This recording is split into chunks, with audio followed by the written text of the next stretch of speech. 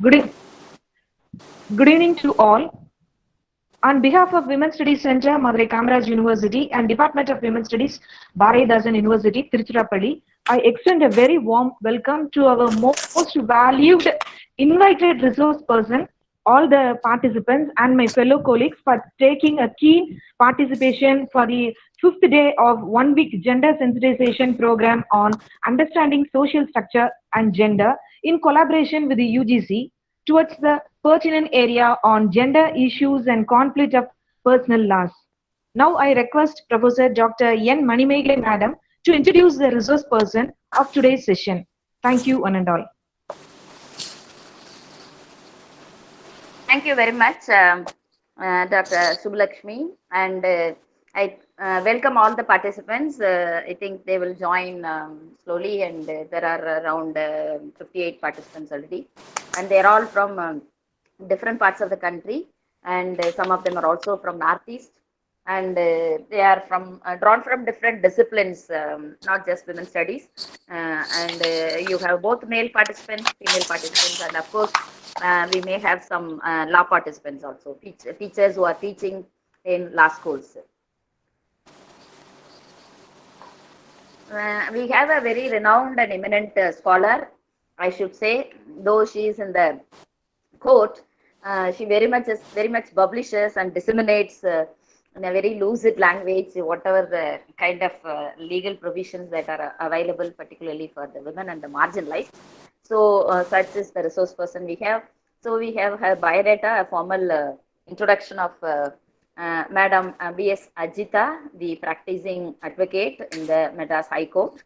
And she is running the law office founded by her father, late advocate Mr. P.V. Bhaktavachalam. You all know that he is a great forerunner of the human rights movements in Tamil Nadu, along with, and she is doing along with her husband. He is again an advocate, J. Saravaнаvel. And there in the office, she has a group of young lawyers, mostly young women, complete the team and delivering whatever is particularly on the issue-based areas, the writs and the kind of issues which are really troubling the women, etc., in the state of Tamil Nadu and outside also. The law office handles varied types of litigations, including those involving women and children, aggrieved persons from various walks of life who are deprived of their various rights. So that is what I said.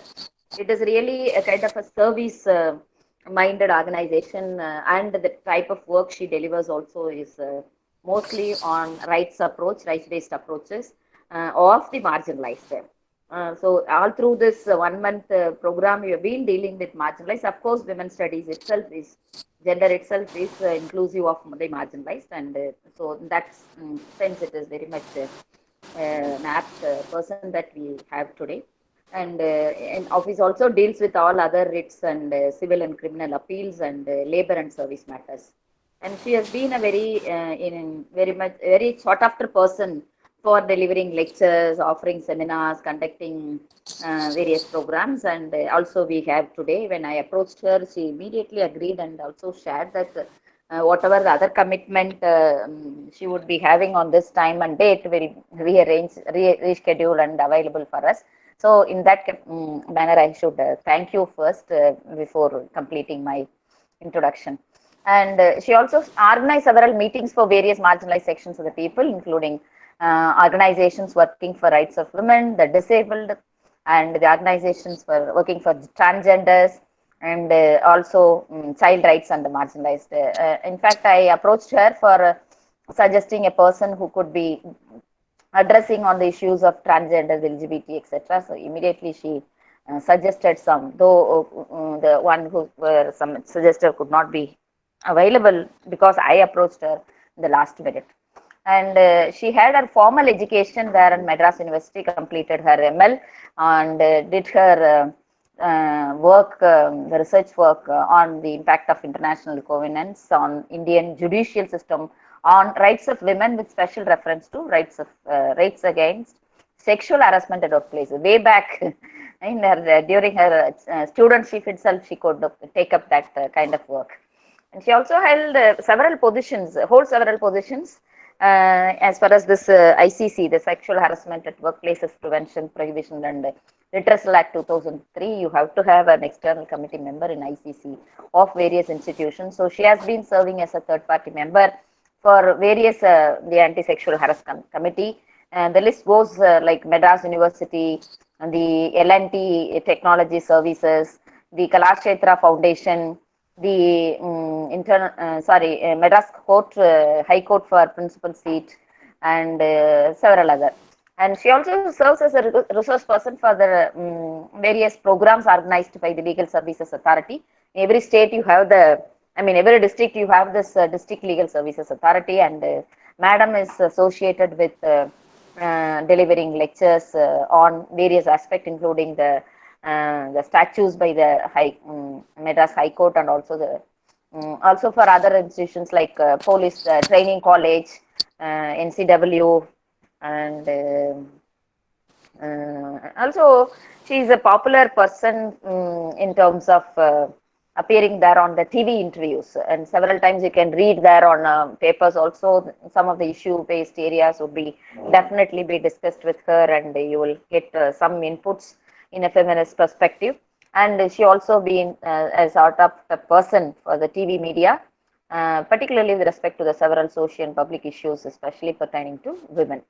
And as I already pointed out, Madam has been a constant publisher, because publication only will speak, and it is also a service. When you make all the large documents, which goes to 100 pages and in English, and even you can't even read some of the documents if they are available in the vernacular and very simple and lucid language, that would be the best contribution that you do to the society. And given that she has been specialized in the women's issues and the marginalized, it is always necessary that such documents must be made available to the reach of these marginalized, and she has been doing that. And so she published a book in Tamil and on rights of the citizens at the time of arrest, and about the 11 commandments of the Supreme Court. Very, very important, because there are many people who are unaware of what has to be done during at what time you have to arrest, whether you can be arrested by the men, something like that. And also for the State Resource Center, a Government of India sponsored organization to be used for legal awareness in non-formal education. And also published a book in Tamil to know various rights and the methods to ensure the rights.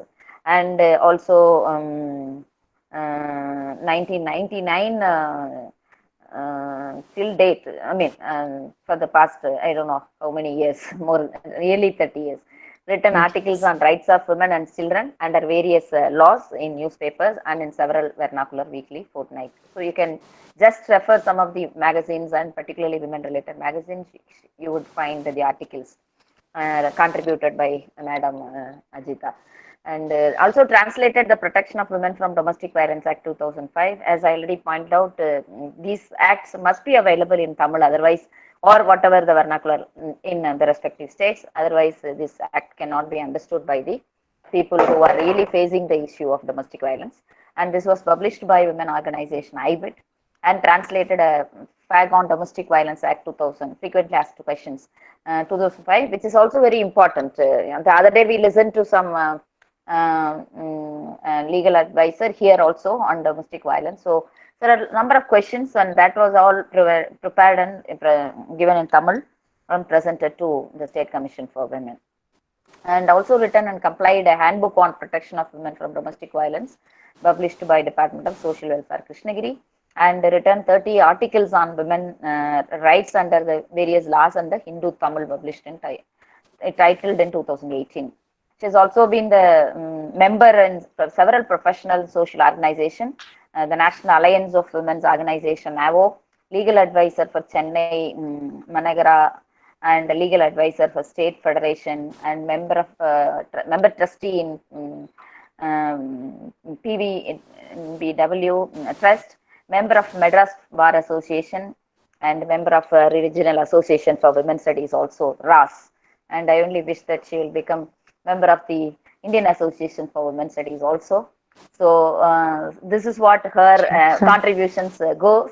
And I really, we are really fortunate to have you here to interact on the very important topic. And I welcome on behalf of all the participants. Over to Madam Ajita. Thank you, Madam Dr. Professor Manimegalai and Dr. Sushila, who have introduced beginning. And thank the Women's Studies Center of Bharathidasan University and Madurai Kamarajar University for having organized one such program, sensitizing the students and staff and other persons from academia to academia for getting sensitized about the gender issues. So my topic has been very beautifully and very specifically prepared, or it has been given to me, saying that it is the gender parity or the gender issues and the conflict of personal laws. So even the lawyers, we don't see or go through into the very minute aspects of what is the conflict as such is there and how it developed and all that. Because the lawyers and the judicial system, along with the courts, which is existing now, they are trying to give some kind of remedy when a woman or a man are having a problem or their rights are being violated, be it a right to be protected under the civil laws or under the criminal laws. So when the civil laws and criminal laws are being violated, we have to understand the two agencies are there to address or to initiate the proceedings. If your criminal acts that has been stated in all criminal laws, whether major criminal laws or minor criminal laws, then the state comes into action, stand on behalf of the victim or an aggrieved person to file a complaint or to take up the complaint and initiate a complaint against the person who committed the mistake on behalf of the victim. So when there is a crime committed in the society, the entire system, the legal system and the law enforcing machinery and the state considers the criminal act committed by one person has been an act that has been injurious to the whole society. That is the reason why any particular single criminal act of a single person or an individual is being taken up by the state itself against that particular individual, standing on behalf of the victim and to get the justice done and see to that the person is reformed or punished whatsoever as per the law and put him behind bars and convict him for longer sentences as the statute is asking for or mandates it.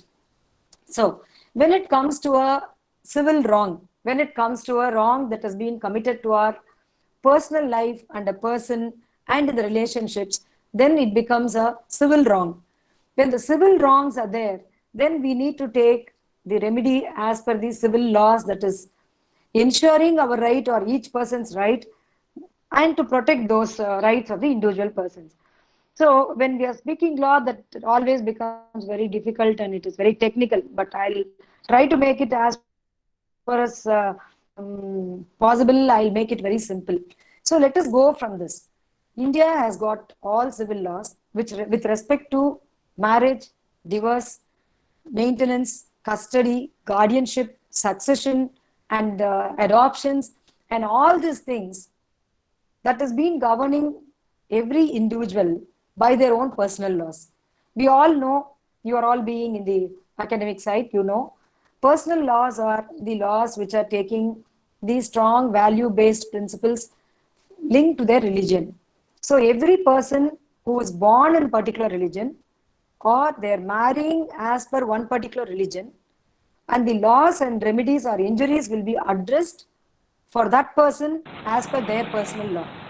So when one particular person's personal law is linked with their own religion, we all know India has got several religion and the personal laws are also different. So when we speak of major personal laws, I can say Hindu law, Christians, the laws governing Christians, the laws governing Parsis, and the laws governing persons who claim that I do not belong to one particular religion or I would like to be governed by Special Marriages Act.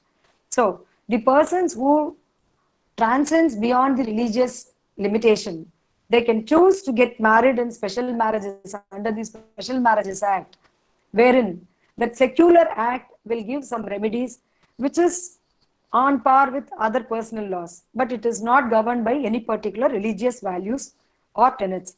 As we can understand the secular personal law, it is definitely has come into force definitely after the independent India and after constitution has come. So the Special Marriages Act is 1954. For the first time in India, any person ever they wanted to go beyond their religious circles and limits and want to get married as a secular person, that was possible only after 1954. So when there is an Hindu law, when we understand Hindu laws, yes, we know when we go to a lawyer, they will say our laws are there. We all understand what calls for a criteria of marriage, what calls for grounds of divorce, and all that we generally know because we are all in the society, and most of us are married or to be married or whatsoever. So when we speak about the law that is Hindu law, Hindu Marriages Act, which is governing about 88 to 89% of Indian population, and the divorce law, which earlier it was called as Indian Divorce Act, and now the nomenclature has been changed to be as Divorce Act 1869, and the Parsi Marriage and Divorce Act is 1936. So we can understand the laws how they have come from 1869 and 1936, much before independent India, but Hindu Marriages Act is 1955, and certain other acts like Succession Act and Minority and Guardianship Act are 1956. So why there is a Hindu law where Hindus were there in India, and all this time, all the centuries prior also the Hinduism existed, why the laws are given the year of 1955 or 56, then we need to understand that Britishers, when they colonized India and they ruled India, they said they will not interfere in internal aspects or the religious aspects or religious laws or local laws that is governing locals, which is linked with their religion, will not be touched upon. They very clearly said non-interference. They have taken a decision on non-interference on religious personal laws aspect, even for contracts and other aspects. This gave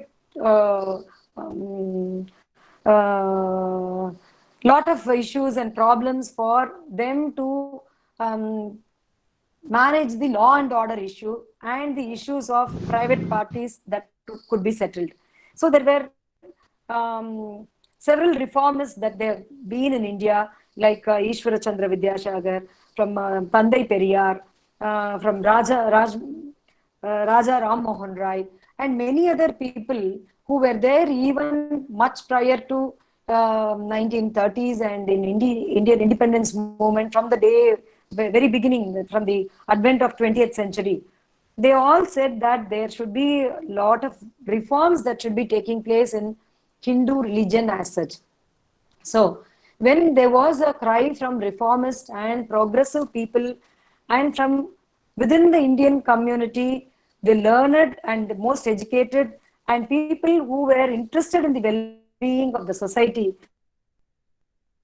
they wanted some reform, some fundamental changes and reforms in Hindu laws itself, because there was a practice, very, very heinous practice, which we can't imagine of, which we will not accept of at this age, that the children were they were pushed into marriage, and child marriages were very much common practice was there. In 1924, in Kudiyarasu, in Tandai Periyar, EVR Periyar, in one article he has written, there were so many child widows in Tamil Nadu alone. I am talking about only Tamil Nadu. Then you can imagine how many more multiples of this number would have existed all over India in several states which are and which were furthermore more backward and very primitive than Tamil Nadu in social reforms and other aspects. He says there were about 390 child widows who were of less than 1 year old age, and there were about some 3,000 young widows who were less than 5 years old, and then there were 24,000 widows who were in the age group of 5 and 10 years old.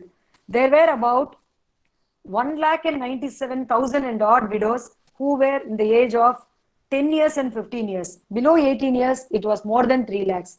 So this was a statistics not published by Tande Periyar. It is in the statistics of Government of India then. So this is one such practice where child marriage was accepted as a norm because they thought in Hinduism that the child can be given in marriage to a family where she'll be brought up, reared and groomed according to their family. And we know how the child widows were not allowed to marry. And we know how millions of women we lost because of the practice of sati, where they were compelled or forced, or they were asked to or trained to, indoctrined to take a decision of getting into the pyre of funeral, in the funeral, and taking off their. It is like honorable commission, honorable murder, honor killing. That is the first honor killing that has been there all over India in the name of sati. Only if that woman, if that patni is getting into the pyre of the husband, then only her respects and the loyalty to the pati is accepted or understood. See, these were not imposed by a group of tyrannical criminals or somebody. These were accepted as norms and ethos and tenets of basic Hindu religion. So these kind of practices were very strongly opposed by people who were professing Hindu religion themselves, but who wanted gender equality, and they wanted some humanitarian considerations for children and women, which they thought that it is very normal and it is the basic fundamental rights of any human being to allow them to live with dignity. So when this was there, the British government has also taken up the issue, since the cry was there from the Hindu very top leaders or very well-known intellectuals and the people who had been accepted by the public at large as very intellectuals and reformists. They formed a committee to codify Hindu bill and to make into codified law, because from Kashmir to Kanyakumari, there were Hinduism was followed and practiced, but they had peoples from different races, people from different class, from different communities and practices, languages, and it was completely diverse. And nobody in South understand what is Hinduism if they see somebody in Uttar Pradesh.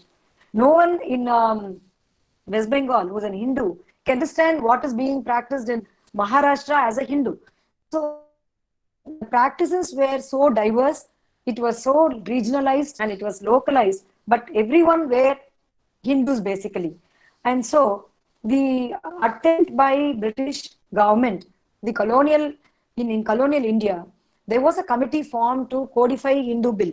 So that was in 1941 and it was called as Rao Committee. And Mr. B.N. Rao, a very famous, eminent person who is a jurist and a lawyer, is considered to be very much a big intellectual who is also an Hindu, to head this committee. So when this committee was formed, they've made lots of research on what are all the aspects that they have to codify. Especially they saw several amendments which are very, very essential and reforms are required. One, there was a very restricted, limited estate for women to enjoy some property within the family only if her husband passes away in her lifetime, and that woman can use the property only till her lifetime. And she had no right to alienate the property. She had no right to get the usufructs of the property. But the property can be used by her for shelter and clothing, something like that. And the male progeny of that male, the deceased husband, can only are the owners of the property, but the right to use the property was given to a woman. And if a girl is born in a very, very rich family, that woman has no right whatsoever to even take 1 inch of their ground or land or any property or a jewel, anything, as a matter of right, as in the same family. If a boy, if a child is born in a male, as a male child, he has entire right, all the right to use, plunder or spoil or completely alienate the property in toto. So this kind of gender parity, gender discrimination was considered to be very blatant discrimination, and they thought it should not be there. So majorly two aspects were decided. Moreover, the last one, they thought that there should be a woman's right that should be accepted or recognized when the man of the house is following polygamy. If he is getting married to another woman, second or third or a fourth woman, the earlier wife, the first wife or second wife, should have the right to ask for a separate residence and maintenance in case the husband follows or practices polygamy.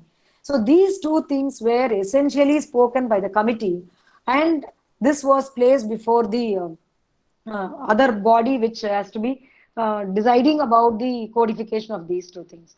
So this law, when they tried to codify, they had to take into account the most conservative, most orthodox, the reformist Hindus into consideration. They had to keep the modernization into their mind, and also they had to keep in ancient text into account, because they can't go beyond the text, but they have to modernize.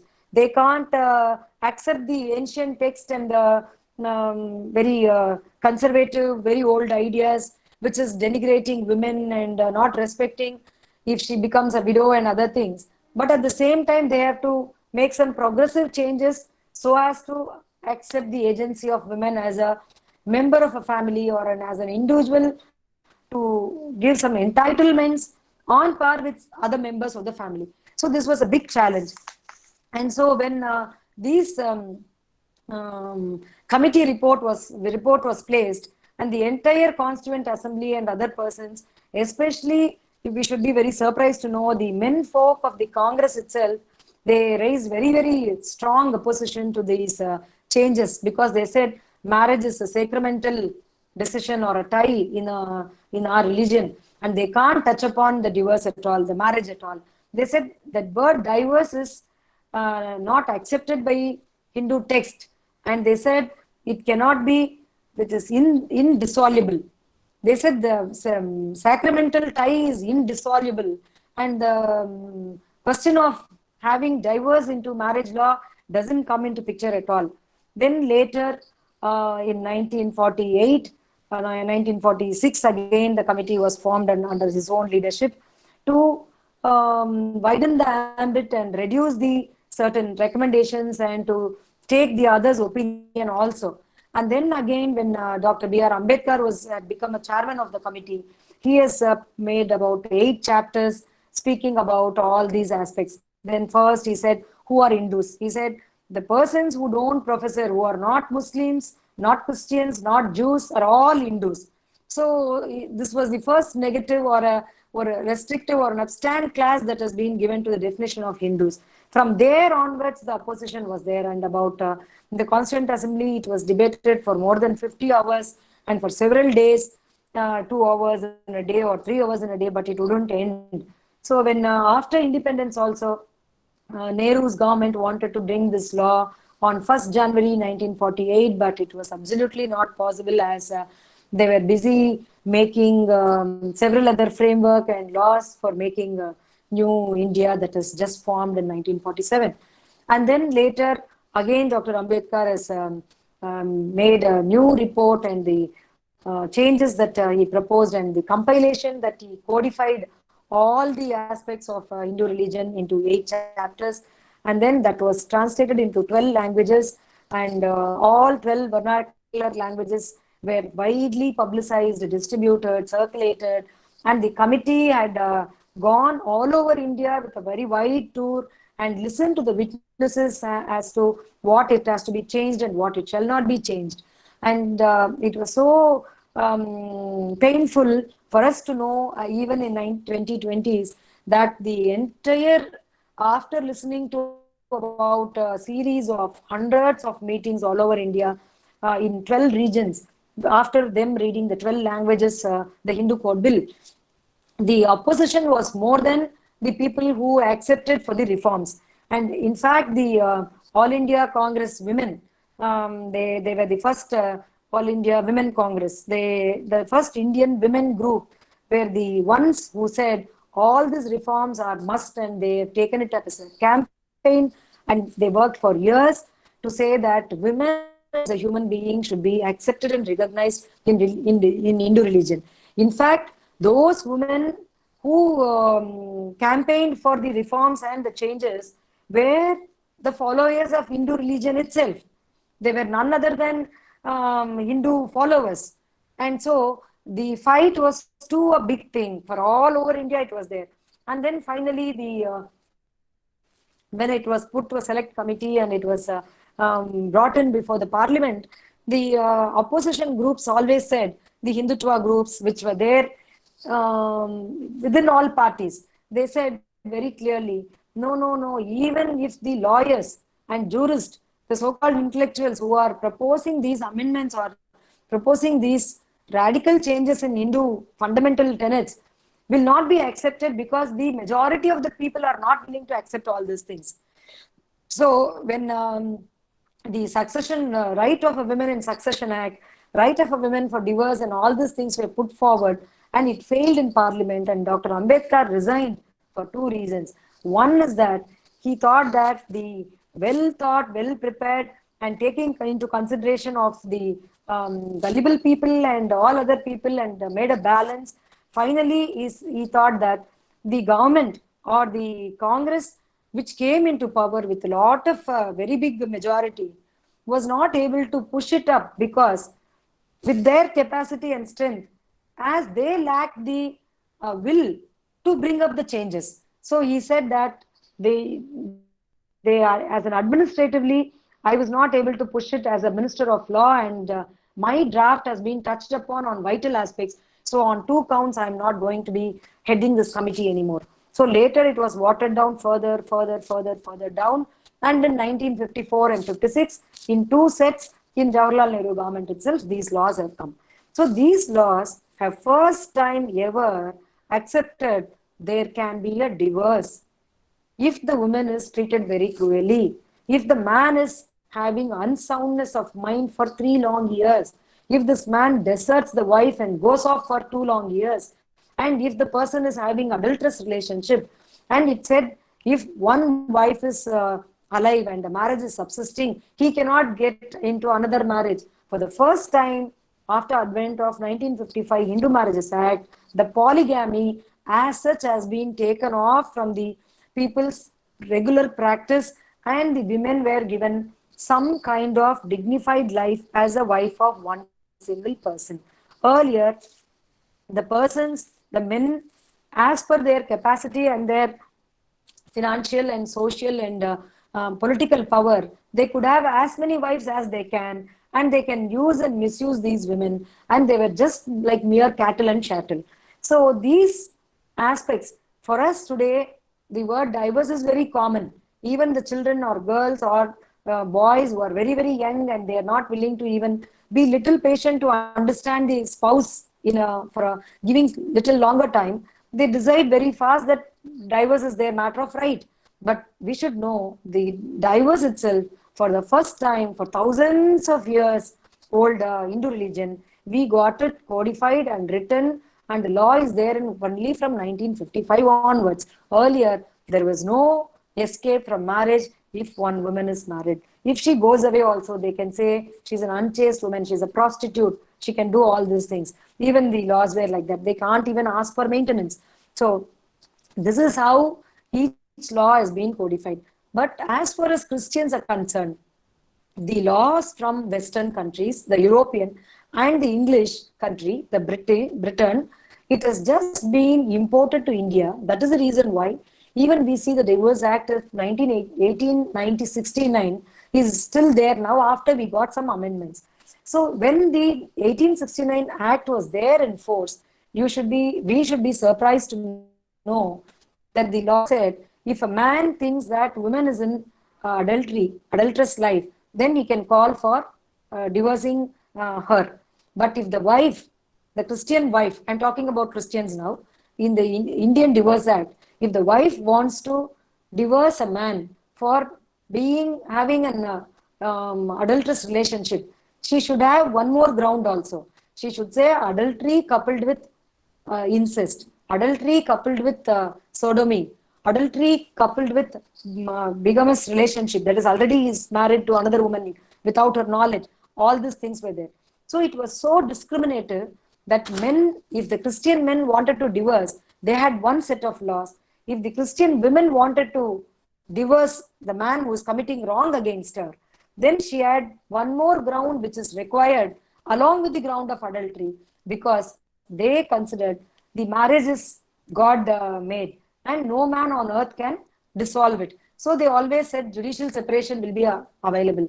So if a woman is asking for divorce, the court or ecclesiastical court or the church courts were capable of giving a decree saying that you are given a decree to live apart, stay away, all these things. So from time immemorial, till very recent times, this discriminatory provision has been changed, amended in Indian Divorce Act, which is now Divorce Act, in 2001.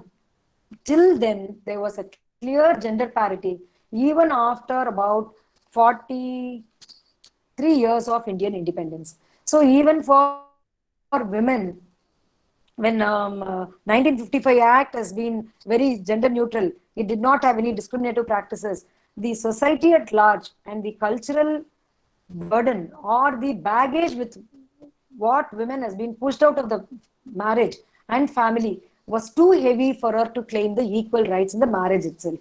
So that it was not possible for every Hindu woman also, though she had equal right or the same grounds as that of Hindu man to go for a marriage laws, she was not capable of going to a court or getting a divorce or getting an alimony or a maintenance because she had no agency for herself.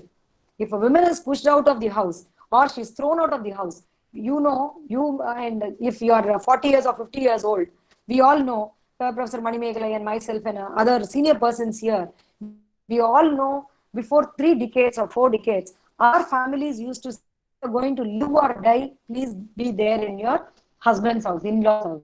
If you are going to have a feast or you are going to fast, please die there in your matrimonial home itself. Do not come to the parents' house if you are not accompanied with your husband. All these words were very, very common even before 2 decades also. Even in rural area, most backward communities, no income for women, no decision-making power for women, no agency of women to speak of a right. Even now that is what is existing. Because Hindu religion said very clearly, the woman has to be taken care of by the father till marriage and husband after marriage, and after lifetime of husband, it has to be by the son.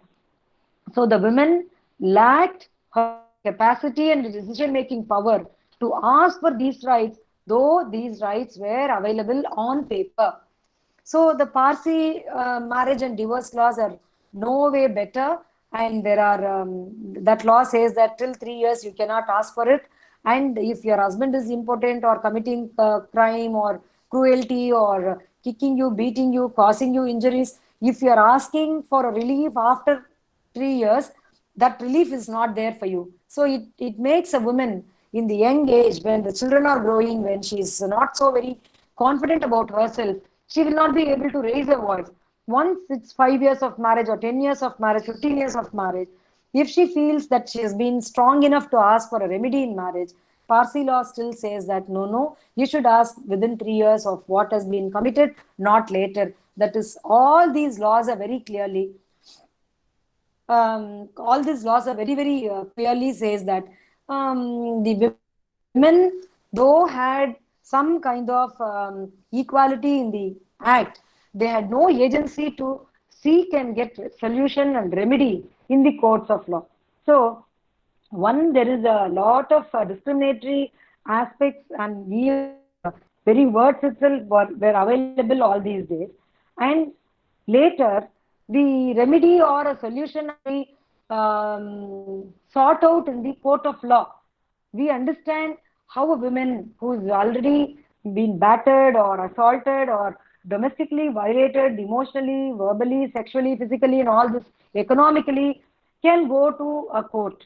And all our legal aid systems are working in a very abyssal level even till this date in 2020, though we have an act in place.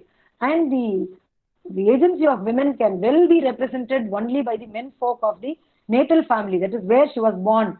And the men of the family from where she is born are still believing that women should be subjugating herself. Women cannot have equal rights. Women should be left to the mercy of the husband. Otherwise, he is afraid that the her own wife or other women will also speak. So we see many policemen, many court systems, many judicial offices also say that why don't you accept and accommodate? Why don't you adjust? So this adjust and accommodation is absolutely required. I have no qualms about it. But if it is asked to be taken care of, adjusted and accommodation is advised to male member of the family also. But it is always pointed towards the women because that is what is expected that. And the violence within the home, within the domestic structure has been normalized in India.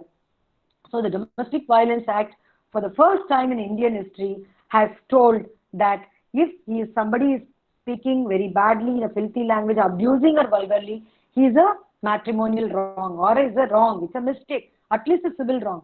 Till 2005, until advent of Domestic Violence Act, we did not have one single sentence in the entire gamut of law which says husband scolding a woman is a criminal act. It's an offense.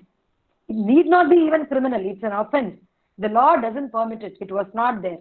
So even from 2000 onwards, there was one draft bill after another, and there was about 2 decades the Indian women movement has patiently seen when the Domestic Violence Act, Protection of Women from Domestic Violence Act, 2005 has come into force. So when there is domestic violence is writ large, and when the whole system is posted against women, and the feminism or right of women or seeing the laws and non-discrimination is a matter of right as a woman, in that perspective, no system is willing to see. The entire mainstream of judiciary, entire mainstream of policing, entire mainstream of governance, state or center or local body whatsoever, is male-centered, male-centric, and it is patriarchal. When it is so patriarchal and it is male-centered, there is no possibility of executing the laws which is showing equality on papers also. So, the discrimination in personal laws have been removed to a very great extent. When you read each and every law, it will look gender neutral. I don't say that it is still gender discriminatory. That is why I said what law was and how it changed and how it's slowly coming to a change. It is dynamically changing. And we all know that there was one section in Indian Penal Code IPC section 497 which said adultery as a punishable offense. The adulterer, that is the male paramour of the woman, can be punished by the husband of the person, the lady who is an adulterer also. So that means the woman has no agency to ask why my husband is committing adultery. So wife cannot ask husband being an adulterer in some other relationship, and she cannot file a case. Neither the woman who is suffering because of the husband's adultery can file against her own husband, because this is because of 2 things. One, the woman is not considered as a human. She is considered as a property, where the husband can file against the male member in the Adulterous Act because they think his own wife, who is a woman adultery partner, is an object, is a property, my property. That is, the husband thinks, the male thinks, his property, who is his wife, has been used up by another man. so he is being punished for violating his property. Who is his wife? The property concept of a human being, individual, is absolutely antithesis for our constitutional mandates and other things. So, when the Constitution has very clearly said equality of all citizens and equality before the eye of law, the Supreme Court has rightly read down the section 497, that is punishment for adultery, which is not considering women as a consenting partner or whatsoever. She cannot be tried against, she cannot complain. So an adultery partner, as a woman, she cannot be filed case against. So at the same time, wife cannot file a case against husband. Only the husband can file against the third party man. So this is what Supreme Court has said. It is very low and it is very uncalled for, unwarranted to consider women as a property or an inanimate object where she doesn't have any right on her own or entitlement. Now the 497 has been read down. So till 2019, we in the Indian system as a whole was thinking that women is not complete individual as on her own. And we can cite so many examples from the Government of India statistics, from elementary education to the higher education, from the health index to the their development in the entrepreneurship, the holding of property of male and female, and the mortality rate in the mothers when they are giving birth, and the child mortality rate between 1 year, 0 years to 5 years, and the rate of childbirth, male and female childbirth, and all these things, and sex selective abortions. All these things calls for that discrimination, gender discrimination is completely all pervasive and it is still on. So this is how we will have to understand the personal laws also. Only the laws are there in paper, but we have not prepared our women to take the law into their hands and get it done in the courts of law and to fight it out even before such discriminatory practices are used up against her and put her to detriment and all these things. So I think we are close to only 10 minutes more. I think Professor Manimegalai, can we take up some questions so that I wind up in a minute or so?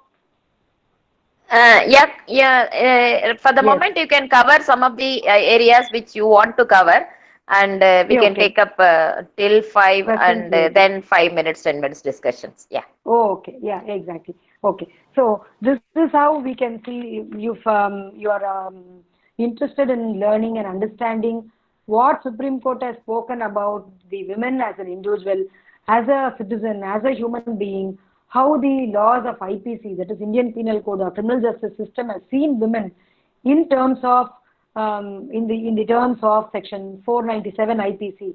If you should read Joseph Shine versus Union of India case law, you can just Google it and you can get it, and it's such a beautiful literature and everyone should learn about it. And one more thing, in a very, very recent time, in 2018, the Indian Penal Code has struck down a law which says that in the rape clause, there was a proviso. When the rape was there, if the woman who is below 18 years and the rapist is her husband, and then there is an exemption. So till the POCSO has come into force in 2012 and 13, even after that, the provision of section 375, that is the definition of rape, there was an exemption for a husband if she is raping his wife if she is below 18 years. So that doesn't become a sexual offense against a child. Then the Supreme Court has clearly read down that aspect, because already there is a law in force which is POCSO, Protection of Children from Sexual Offences Act. It says anybody, any person who is sexually assaulting a person below 18 years, it is a rape. It is a very serious, penetrative sexual assault and offense which can even be given as a death penalty as their highest punishment. So only after 2013, when 2012 POXO has come, 2013 and 14 and 15, several laws, several anomalies in the personal laws and in IPC also has been rectified. So even there is a law which says in Sharia law, the children, the girl children, the age of the girl children is soon after attaining puberty, they are entitled, they are eligible for marriage. So there was a case in Karnataka. It has come up in all the states, almost all the states in all over India. But this case, when it has come in Tamil Nadu also, in Karnataka also, he said, I am entitled to marry a girl who is my wife. She is 15 or 14 years of age because I am a Muslim and I am entitled to marry as per my personal law. In this country,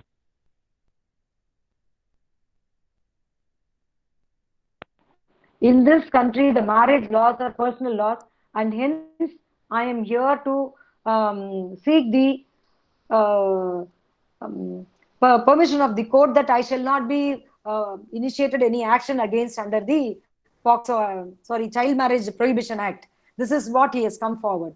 And then the court said very clearly, Madras High Court has stated that even if you belong to Islam community, Muslims community, or any other community which is providing you for getting married to a minor, once the Child Marriage Prohibition Act is in place, when the POXO is in place, that is a special law, and that is a special law will always supersede the other laws. So this is a routine law which is giving you a permission for your marriage and other things, but you are subjugated under the criminal and penal sections of special laws which are protective of the children and women whatsoever.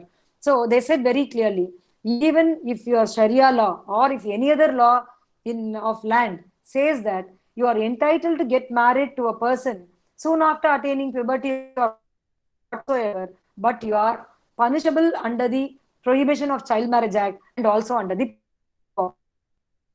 so that is the reason why we can see there are many calls to 1098. That is, it's a child helpline. Even in Corona times, there were about more than 5,000 calls from all over India only in 1098 regarding marriages that were attempted to be done.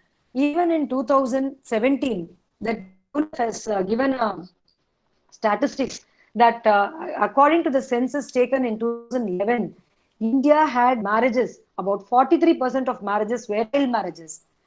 The maximum number of children within the 40% were from the age of 14 to 17. They were not even 18. So the child marriages form part of 43% of Indian marriages. So regard, when the child becomes a woman, and it is so discriminatory, our laws, which is personal laws, Hindu Marriage Act and the Christian Marriages Act, the Indian Christian Marriages Act and the Parsi Marriage Act, all these laws have been amended quickly to make it into, if the boy is less than 21 years, the girl is less than 18 years, then the marriage can be voidable. The person can come and say this is not a valid marriage and it is void, and all that has been added and amended. But still, even in 2020, from March to this month, we are getting thousands of calls from children and from the neighbors and from the conscious public that there is a marriage that is going to be taken place in Dharmapuri district, in Krishnagiri district, in Tirupattur, Velu, in all over Tamil Nadu. We are able to see that most progressive state, most reforms have taken place into our state only, considering the other parts of India. So even in our state, when there are about thousands of calls that could be attended to with regard to the children, you can understand how discriminatory the practice will be to get the remedies under the personal law. See, first is the very violation itself shows the discrimination is writ large in the reality and practice. Though we have lost, because last, I think I'll have to round up saying that when American women fought for about several decades, and European women fought for about 2 centuries to get adult suffrage and the voting rights, Indian women on the dot of 12 o'clock on 26th January 1950, by the stroke of pen of Dr. Ambedkar, we got the right to vote. Then immediately Indian politicians, when they are more corrupt and they are more criminal nexus they have, they said very loud and clear that all are equal citizens and Indian women are equal to Indian men. because they have equal rights and other things. Though the laws have preceded our practice, the reality is much lagging behind and the discrimination is more. So when you ask me to speak about the laws, if I am just speaking what is there available on papers, my talk would have been completely different, and you will think that India is most beautiful place on earth where we have given such an equal rights to all of them, all the women, and there is no discrimination whatsoever because law is treating women and men equally in most of the laws and almost 99.5% of the laws. But the practice is still very denigrating, and the right to life with dignity for a woman is not able to be ensured, and the entitlements in the law is nowhere near her, and the court system and judiciary and law enforcing machinery is far from minorities and from the poor and from the marginalized. Definitely, the women is most poor person, and women is the most marginalized, and women has got vertical cross section of India where she is the person who is victimized and violated, and her rights are not there. So time when we speak of this, we have to make our voice loud and clear wherever there is a discrimination, be it in the classroom, be it in our staff room, be it in our home, be it in our bedroom, be it in our workplace or in public place. At least we raise our voice, not the physical voice, by our writing, by our looks, by our saying no when it is wrong. So breaking our silence and speaking about what we consider, what we think, what we know is wrong against women and girl children and children at large, then that will be the place, that will be the time when the change will take place. So we have to understand law in this setup, in this system and this environment, not separately as a very beautiful writing and the paper that is existing here, which is not being given force to. Thank you so much. Thank you for listening, and Thank thank you you. for giving. Thank you very much. Yeah. So now it is open for discussion. And Good evening. yeah, Good evening, ma'am. yeah. Good Sweta, evening. yeah, please Yes, yes, introduce yes. yourself and yeah. Yeah, ma'am, I am Dr. Shweta, and thank you for the wonderful presentation. Ma'am, we know that our personal law has changed over the period of time, but here I would like to highlight one provision under the Hindu Marriage Act, Section 9, restitution of conjugal right. Because restitution of conjugal right is not gender sensitive, because since 1976, I mean, the law was, I mean, Hindu Marriage Act was amended and Section 9 was incorporated under the Hindu Marriage Act. I mean, the approach of the court is not gender sensitive, in because in most of the cases the court has passed the decision. I mean, the decision has been taken in the favor of the husband, not in the favor of wife. So my question is, what is your take on Section 9? 9. Yeah. Yeah, of Thank you for this beautiful question, Dr. Shweta. That is, this is actually a section is gender neutral because even we see some women, even I have fought for several women for Section 9 because the husband, once they make use of the wife in the home to make up his family and raise two children and all that, after about 5 years or 10 years, he just gets a newfound love and a woman who is much younger to his wife, and he wants to get settled with her, and he says that I am working here, I am staying in the room, and I'm staying for a work for place and in the other station, and you take care of your child. But we come to know that his relationship with other women and other things are very fine and happy going, and he is not taking care of his wife, not giving conjugal rights, not giving she is only being burdened with taking care of children. So in those cases, the woman who is suffering the injustice from the husband who is not reciprocating the same affection and love and the emotional investments that she has given for about a decade, and emotional investments on that she is making for bringing up the family and keeping the children very fine and going very well, that is not being contributed by the man. So if this man is offered a divorce, he will be doubly happy. He will think that it is just heaven for him, and he will have a cakewalk and immediately give and go. So in those cases, the women come forward to file a restitution of conjugal rights, telling those men that you can't just leave me for no fault of mine and for your pleasures and leaving me high and dry in lurch along with the children. So the woman is left with a baggage, and so she can ask for you pay for the maintenance of children, you take custody of the children, I am going to pursue my studies. All these things are there.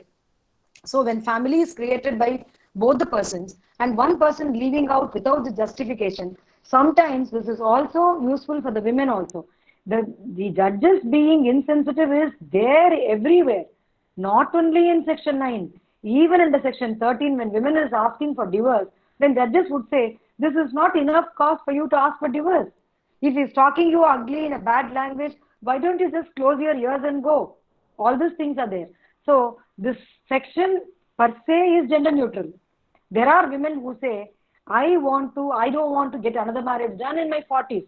You better be my husband till your lifetime. You don't have to just leave me and go.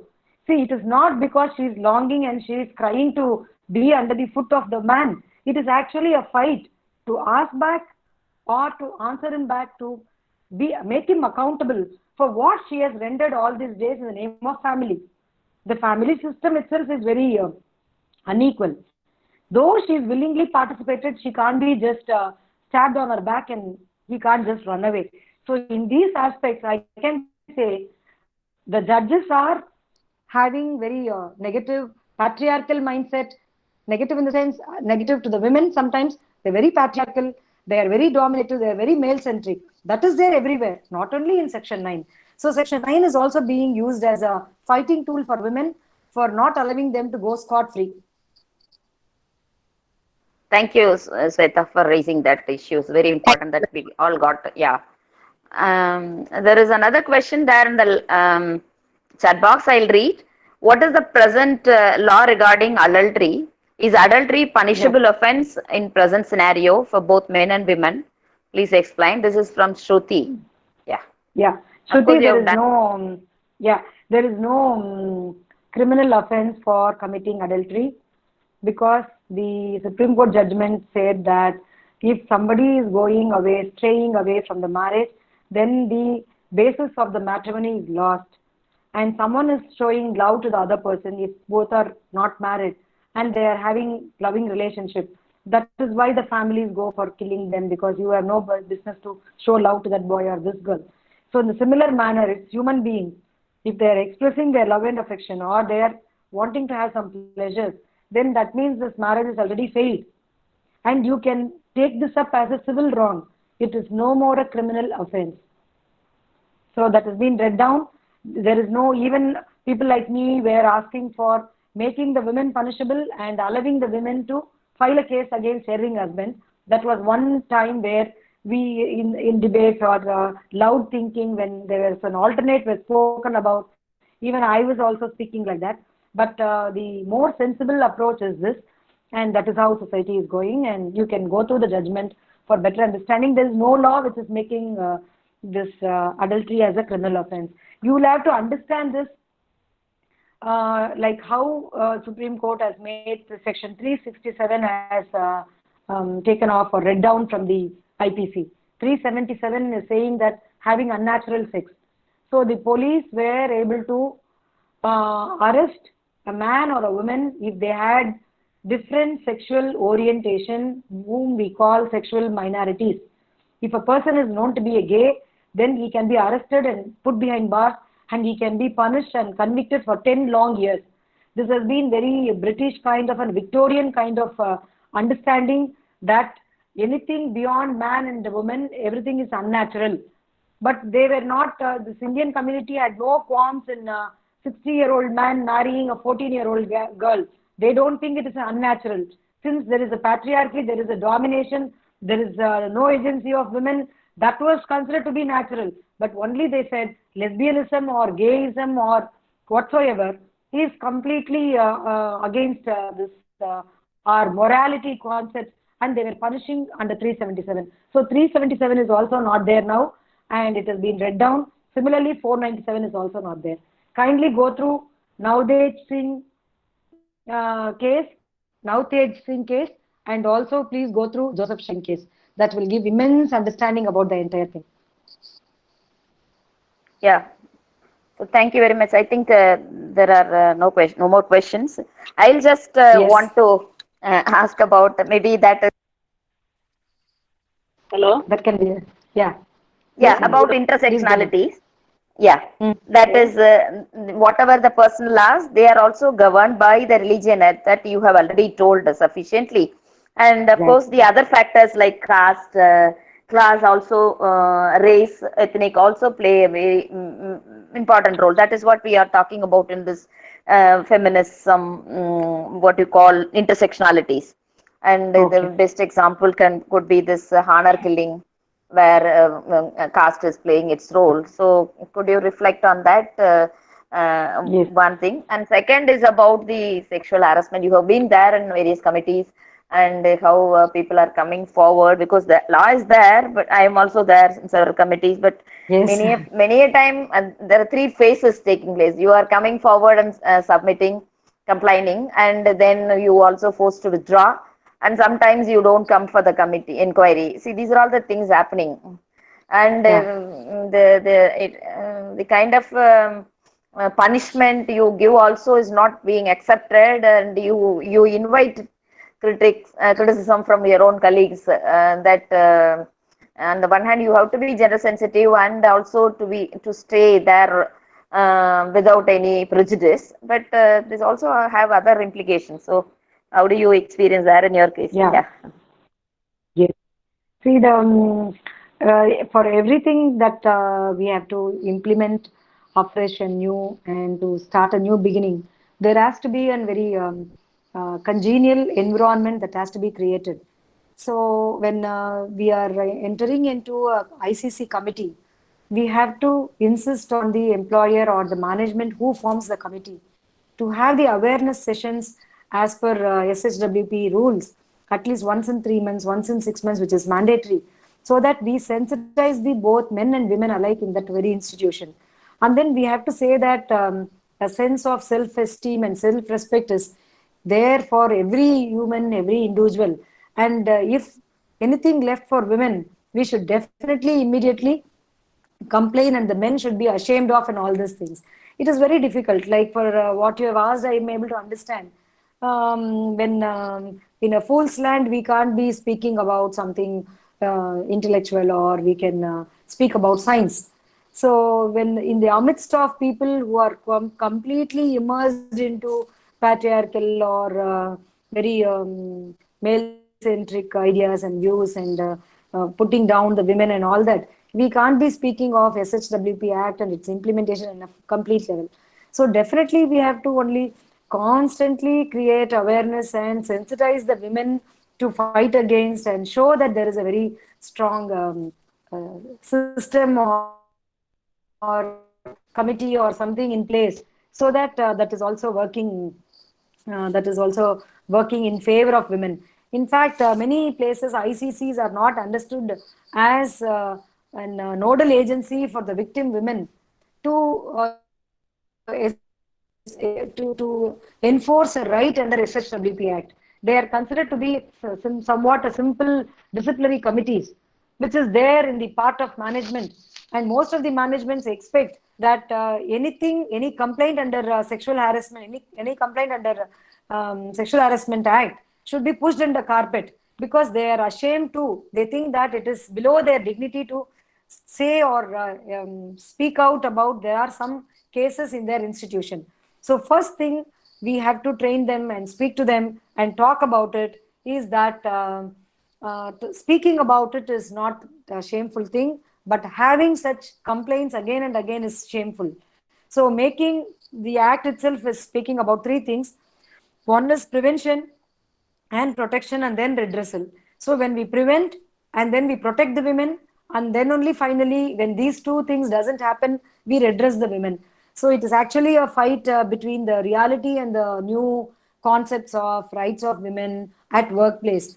So I always used to think of you, Professor Manimeghale, when you see that the critical mass of the women is very essential for making a change.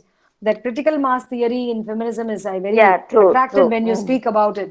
So when Mhm. four women are speaking about it, there will not be any whisper. When 40 women are speaking, they will say, okay, okay, we'll take into consideration, we will discuss in next meeting. When 400 women of the institution speak about it, things will happen Then, in jiffy and immediately it will be done. definitely. So that is what our endeavor should be, to make The 4 into critical 40 mass. and 40 into 400. Yeah. Thank you. Thank you very much. There was Yeah. one extension of the earlier question by Shruti again. So, for the Hello? reason of adult, yeah, there is an extension of the earlier question. Can you hear me? Yes, yes, yes. Yeah, that was about the adultery again.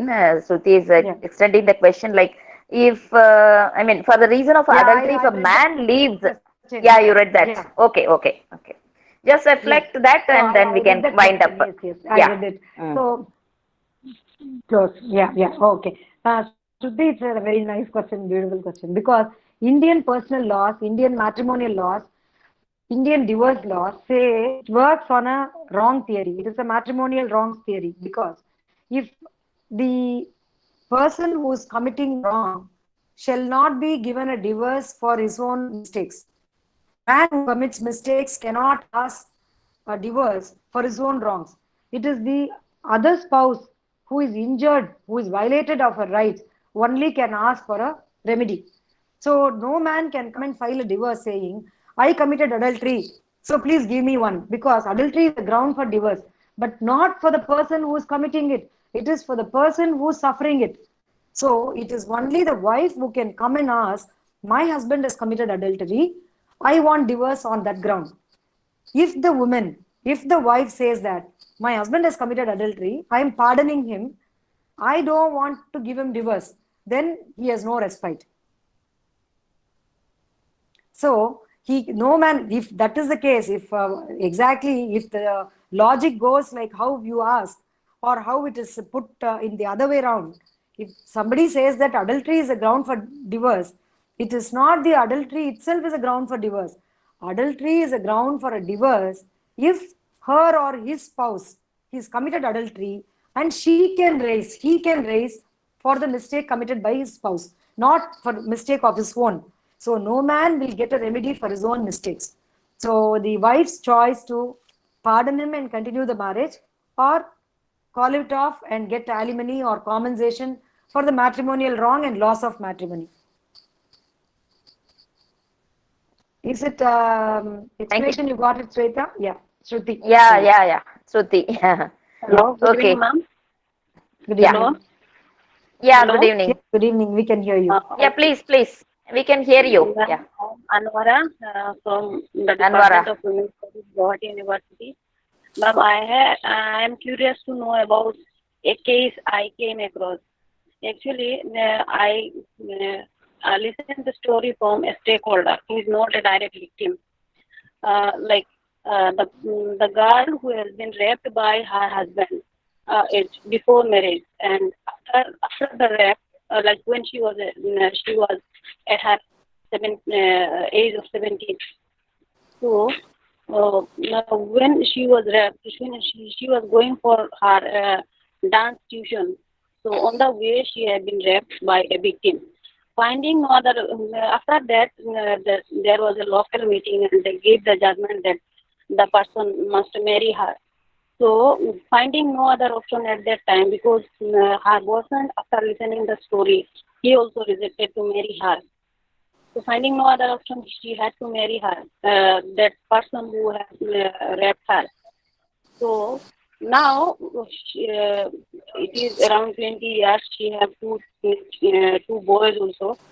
Uh, but what I am curious to know that it's not a complaint from her side, but I am curious to know that if that woman uh, sometimes feel that, or in course of her life she feels that I have to that she has not received justice and she want to file a case.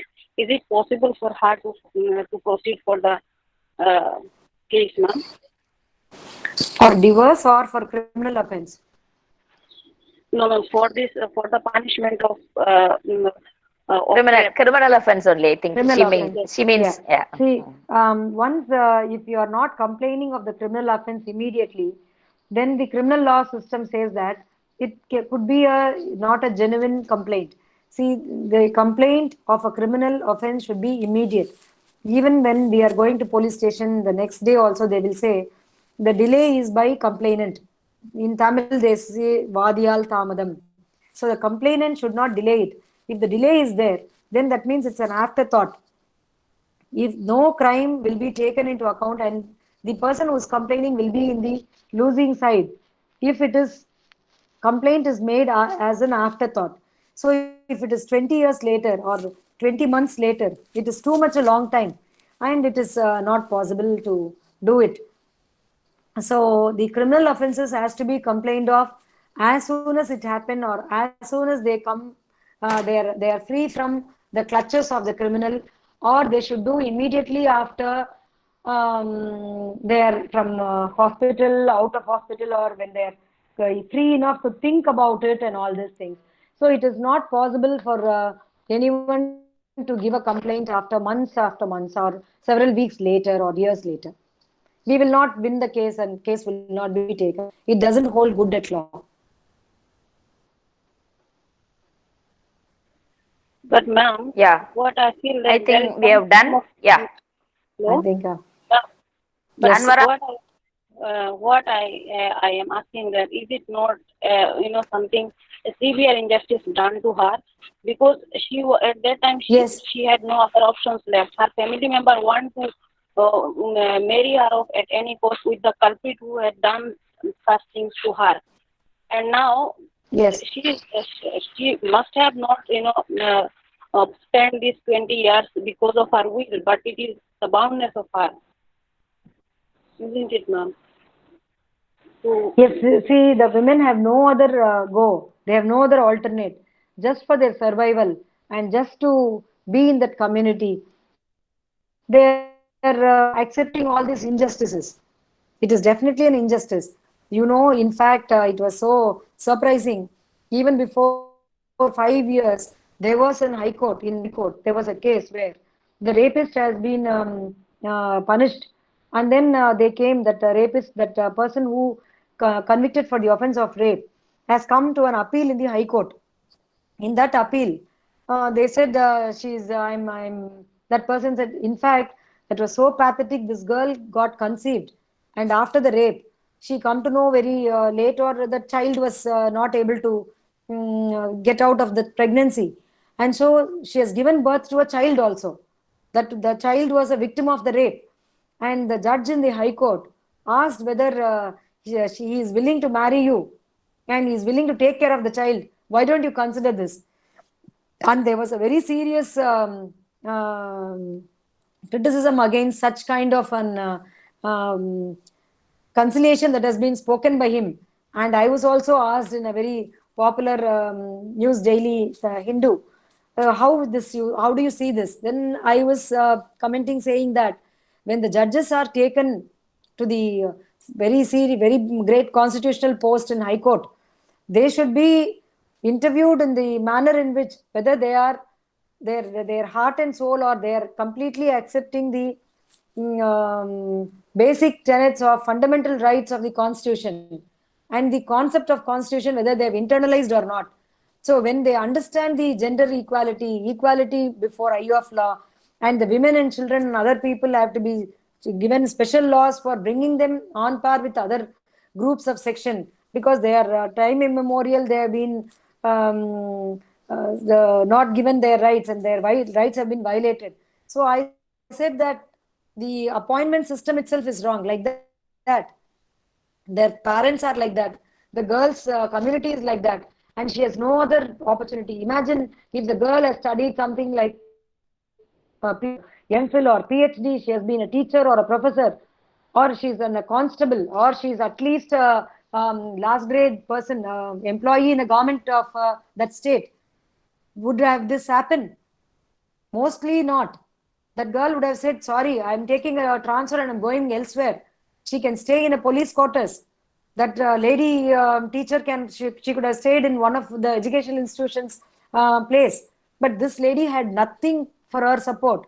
No education, no monetary support or background, no family to support her, to say no. So we see these kind of millions of injustices day in and day out. So we have to work for bringing up several women from these clutches, from every day, every part of life, wherever it is possible for us. That is how we can see it. Yeah, Anvara, I think it's okay. We can wind up. Yes, If ma'am. there are no Yes, other I'm questions, also yeah. getting calls and Okay, thank you, thank you. yeah.